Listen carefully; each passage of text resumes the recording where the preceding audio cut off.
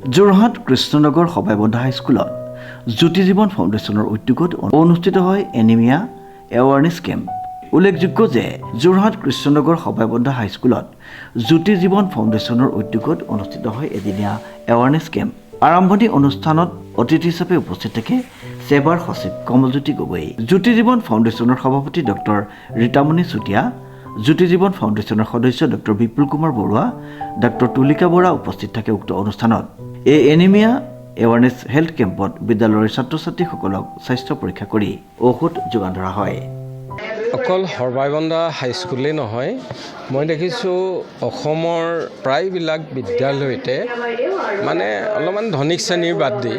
আমাৰ বিদ্যালয়তে এই ৰক্তহীনতা হওক, হিমোগ্ল'বিন যিটো কম বা এনিমিয়া যিটো কোৱা হয় ইংৰাজীত,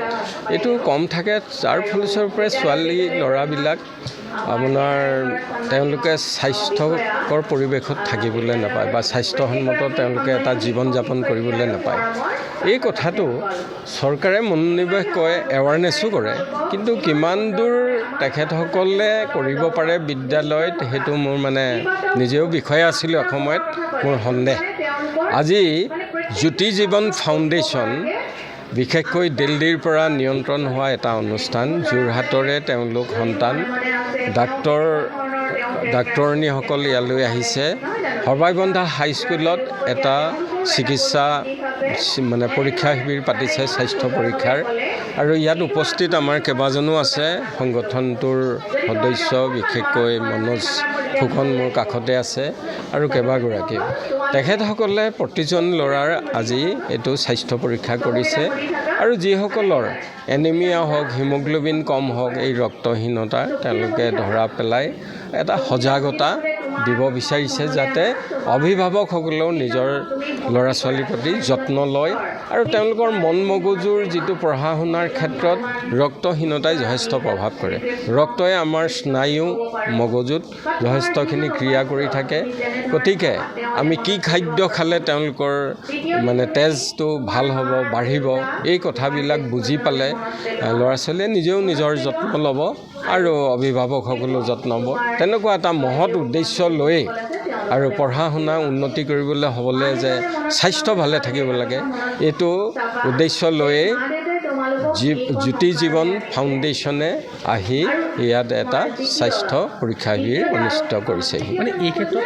শিক্ষকসকলৰ দায়িত্ব আছে, গুৰু দায়িত্ব আছে, অভিভাৱকৰ আছে। হয়, মানে কিদৰে পালন কৰিব? বিশেষকৈ শিক্ষকসকলে মই দেখা পাওঁ যেতিয়া ল'ৰা ছোৱালীয়ে পেৰেড কৰে, প্ৰাৰ্থনা কৰে, ঢলি ঢলি পৰে ল'ৰা ছোৱালী। অকল সেই সময়ত ল'ৰা ছোৱালী ধৰি নি তেওঁলোকে চিকিৎসা কৰিলে নহ'ব, প্ৰিকশ্যন ল'ব লাগিব। মানে আগতে সাৱধানতা ল'লে ল'ৰা ছোৱালীবিলাক পঢ়া শুনাত কেতিয়াও দুৰ্বল নহয়, তেওঁলোকৰ মন নবহে যে পঢ়া শুনাত। এই ৰক্তহীনতা মূল কাৰণ। আৰু মগজুত যেনেকৈ ৰক্তই মই ক্ৰিয়া কৰে বুলি ভাবোঁ, তেওঁলোকৰ ভাল ক্ৰিয়া নকৰিলে তেওঁলোকৰ এলাহ লাগিব, তেওঁলোকৰ ভাগৰ লাগিব, পঢ়া শুনাত মন নবহিব, এইটো স্বাভাৱিক। গতিকে এই ক্ষেত্ৰত যত্ন নল'লে অকল ল'ৰা ছোৱালীক পঢ় বুলি যত্ন লৈ থাকিলে নহ'ব। সেইখিনি আমাৰো দায়িত্ব আছে নিজৰ সন্তানৰ প্ৰতি, বা সাংবাদিক হিচাপে আপোনালোকৰ প্ৰত্যেকজন ব্যক্তিৰ দায়িত্ব আছে। গতিকে এই সজাগতাটো আমাৰ চিকিৎসকসকলে আৰু জ্যোতি জীৱন ফাউণ্ডেশ্যনে এনেকৈ দিল্লীত থকা চিকিৎসকসকলে আহি দিয়াত আমি যথেষ্ট আনন্দ পাইছোঁ। আপোনালোকে জানে যে বিজ্ঞানসকলে জানে যে ৰক্তই মানে আপোনাৰ অক্সিজেন কঢ়িয়াই নিয়ে মন মগজুলৈ, গোটেই অক্সিজেনটো কঢ়িয়াই নিয়ে সকলো অংগ প্ৰত্যংগলৈ। তো ৰক্ত ভাল তেজ মানে কৈছে নিৰোগী তেজ, মানে স্বাস্থ্যৰ আটাইতকৈ ভাল যতন লোৱাৰ সকলোখিনি, যেনেকৈ এতিয়া ৱৰ্ল্ড এনিমিয়া ডে হৈ গৈছে, তেনেকৈ এই ৰক্তহীনতা দূৰ কৰিবৰ কাৰণে জ্যোতি জীৱন ফাউণ্ডেশ্যনে এইটো এটা পদক্ষেপ লৈছে। তেওঁলোকে বহুত ঠাইত তেনেধৰণে সজাগতা অনুষ্ঠান কৰিছে। সেই মৰ্মে আজিও এই সবাইবন্ধা হাইস্কুলত এইটো মানে আপোনাৰ এনিমিয়া দিৱস, লগতে স্বাস্থ্য বিনামূলীয়া স্বাস্থ্য পৰীক্ষা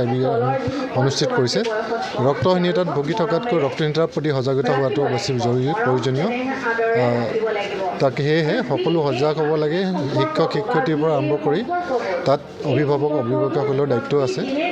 কিবা অসুবিধা হ'লে তেওঁলোকে সেই পৰীক্ষাবিলাক কৰাই লৈ তাৰ ভূ চিকিৎসা ল'ব লাগে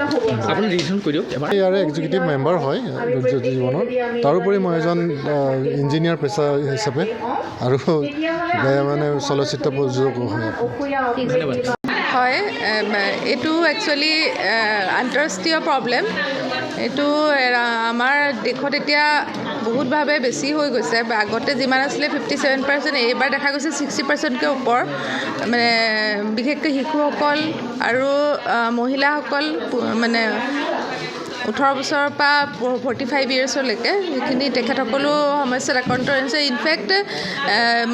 মতা মানুহখিনিও আক্ৰান্ত হৈছে আমাৰ মানে খাদ্য যিটো আমাৰ অভ্যাস সেইটো মানে দিনে দিনে সলনি হৈ গৈছে আমি বেছিকৈ জাংক ফুডৰ ফালে গুচি গৈছোঁ আৰু দ্বিতীয়তে হৈছে আমাৰ মানে কি বিশেষকৈ সৰু ল'ৰা ছোৱালীবিলাকক মানে যেনেধৰণৰ এনিমিয়া মুক্ত ভাৰতৰ যিটো 2018ত গভৰ্ণমেণ্টে যিটো লঞ্চ কৰিছিলে সেইটো মানে সেইটো অকণ ফেইলাৰ ফালে গৈছে মাজতে ক'ভিড হ'ল তাৰপিছতে যিখিনি সপ্তাহে সপ্তাহে আমাক আইৰণ ফলিক এচিড গভৰ্ণমেণ্টে আমাক দিছে খাবলৈ সেইটো মানুহবিলাকৰ হাতলৈ গৈছে যদিও হয়তো ডাষ্টবিনলৈ গৈছে বা তেওঁলোকে খোৱা নাই বা সেইখিনি আমি যত্ন ল'ব পৰা নাই বা তেওঁলোকক মানে সেইখিনি মনিটৰ কৰিব পৰা নাই আমি আৰু সেইখিনি এৱাৰনেছটো আনিবলৈ যে আমি খাদ্য বা এইখিনিত আইৰণ বেছি আছে এনেকুৱা ধৰণৰ খাদ্যবোৰ খাব লাগে সেউজীয়া পাচলিবোৰ খাব লাগে বা গুড় বা চানা কম বেছি দামী বস্তু খাব দৰকাৰ নাই বা বেছি বহুত ব্যয়বহুলতে ঘৰুৱা খাদ্য খাই পিনি আমাৰ আইৰণৰ মাত্ৰাটো বঢ়াব পাৰি আটাইতকৈ কমন হৈছে আইৰণ ডেফিচিয়েঞ্চি এনিমিয়া গতিকে আইৰণ ডেফিচিয়েঞ্চি এনিমিয়াটো যদি আমাৰ দেশত ইমান উন্নত হৈছে চব ফালৰ পৰা ইমান উন্নত হৈছে আমাৰ ৰাস্তা পদূলি ভাল হৈ গ'ল ভাল হৈ গ'ল কিন্তু আমাৰ নিজৰ মানে স্বাস্থ্যটো তললৈ যে গৈছে কি কাৰণে মানে আমি ইমান মানে